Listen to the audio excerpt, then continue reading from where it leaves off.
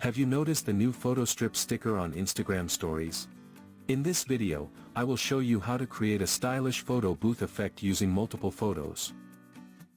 To begin, open the Instagram app on your phone. Tap the plus icon at the top of your story to start creating a new one.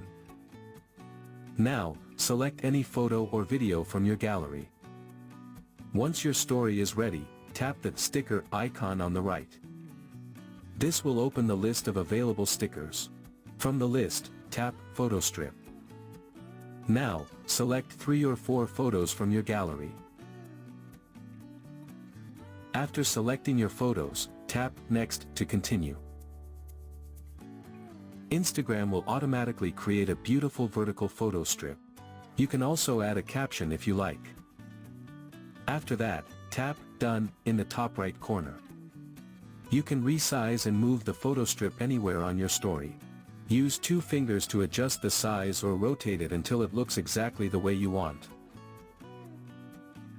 You can also add text, music, GIFs, emojis, or other stickers to make your story more engaging. Once you are satisfied, tap Your Story or Close Friends to share it.